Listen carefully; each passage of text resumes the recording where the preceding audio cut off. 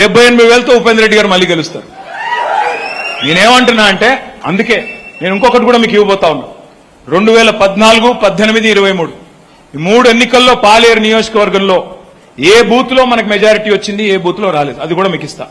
అది ఇస్తే ఏమవుతుంది, మీరు బూత్ బై బూత్ అనాలిసిస్ చేసుకోవచ్చు. అది మీకు మెంబర్షిప్ కి పనికి వస్తుంది. అది మీకు రేపటి రోజున మీరు పార్టీ కార్యక్రమాలు నిర్వహించుకోవడానికి ఎక్కడ లోపం ఉంది. ఒక ఉదాహరణ మీకు చెప్తాను. నాది సిరిసిల్ల నియోజకవర్గం.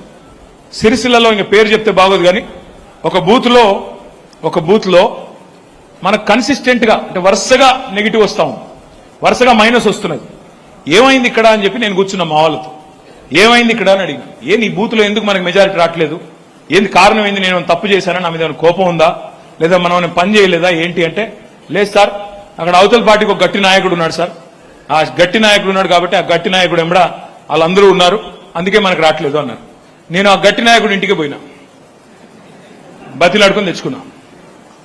అంటే నేను ఎందుకు చెప్తా ఉన్నా అంటే ఇంత సూక్ష్మంగా మీరు ఆలోచిస్తేనే, పెద్దలు ఒక గొప్ప మాట చెప్పారు, the more you sweat during piece the less you bleed in war. అంటే శాంతి సమయంలో, అంటే ఇట్లాంటి టైంలో, ఏ యుద్ధము లేనప్పుడు ఎంత చెమట చిందిస్తే యుద్ధంలో అంత తక్కువ రక్తం చిందిస్తావు నువ్వు అని చెప్తారు. ఇప్పుడు కరెక్ట్ గా పని చేసుకుంటే, ఇప్పుడు కరెక్ట్ గా మనం దుక్కి దున్నుకుంటే, ఇప్పుడు మనం పొలం ఉన్న అక్కడున్న అంత చెత్త చెదారం అంతా తీసి పక్కన పడేస్తే రేపటి రోజున అంత బ్రహ్మాండమైన పంట, అంత బ్రహ్మాండమైన దిగుబడి వస్తుంది అనేది దాని ఉద్దేశం. చేద్దాం మరి. జూన్ 25 నుంచి ఎస్ఐఆర్ ప్రారంభం అవుతుంది. బహుశా జూలై మాసంలో మనకు మెంబర్షిప్ కార్యక్రమం కూడా ప్రారంభం అవుతుంది. ఈసారి మెంబర్షిప్ కూడా ఏం చేయబోతున్నామంటే, మీరు గతంలో ఏం చేసేది, పుస్తకాలు వచ్చేది, ఆ పుస్తకాలు ఏం చేసేది ఉపేంద్ర రెడ్డి గారు తెచ్చి ఉపేంద్ర రెడ్డి గారు ఏం చేస్తారు, ఒక మండలానికి 4 నాయకులను పిలిచి వాళ్ళకి ఇస్తారు, నింపుకుని రాకుండా అంటారు. మీరేం చేస్తారు, పోతారు మండలంలో ఒక ఆఫీసులో కూర్చుంటారు, మళ్ళీ 10 మందిని పిలుస్తారు. వాళ్ళు ఏం చేస్తారు, ఊరికి పోయి మళ్ళా 2-3 కూర్చుంటారు. వాళ్ళ ఇళ్లలో కూర్చొని రాసేసి, అరే ఫలానా సుబ్బారావు మనోడే రాసేయి, ఫలానా వెంకటేశ్వర్లు మనోడే రాసేయి, ఫలానా వెంకటలక్ష్మి రాసేయి. అసలు మెంబర్ అయిన విషయం వాళ్ళకు తెలియదు, ఉన్న విషయం వీళ్లకు తెలియదు. మొత్తానికి రాసి నా మొహాన్ని కొట్టి మళ్ళీ ఉపేంద్ర రెడ్డి అంకుల్ ఏమంటాడు, అంకుల్ మా దగ్గర 50,000 అయిపోయింది అని అంకుల్ అంటాడు. అంటే నేనంట బాగా చేశారు అంకుల్ అని నేనంట. కానీ ఒకరినొకరు మోసం చేసుకోవడం తప్ప అక్కడ వాస్తవం లేదు క్షేత్రస్థాయిలో. అందుకే ఈసారి ఏం డిసైడ్ చేశామంటే, ఇంక ఈ పుస్తకాలు వద్దు, ఏమొద్దు, ఇదంతా ఆధునిక యుగం, డిజిటల్ యుగం కాబట్టి అంతా ఇప్పుడు పిల్లలు ఇవాళ రేపు అందరూ ఫోన్లు, సోషల్ మీడియా తప్ప వేరే చూడట్లా. ఎవడు టీవీ వార్తలు చూడట్లేదు, ఎవడు పేపర్ అయితే చదవట్లేదు.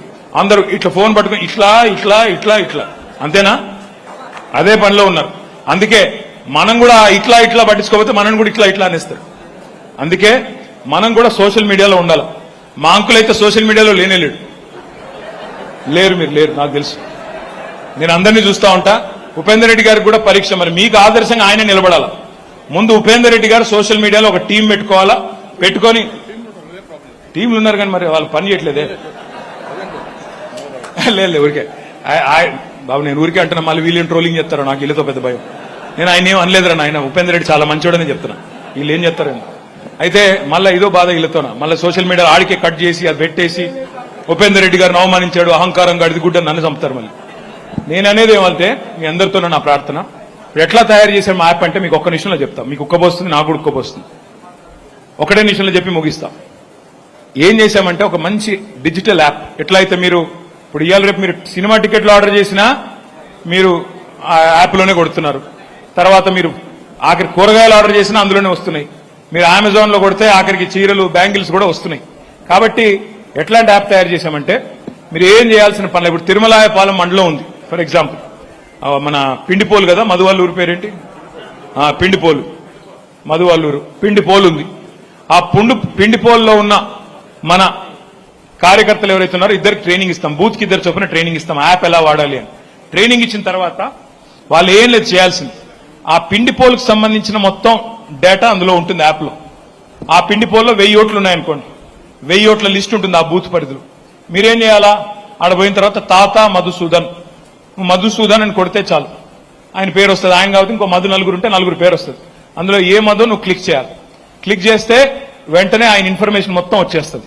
ఆయన తండ్రి పేరేంటి, ఆయన ఇంటి పేరేంటి, ఇంటి అడ్రస్ ఏంటి, ఇవన్నీ వస్తాయి. మీరు నింపాల్సిన పనిలే.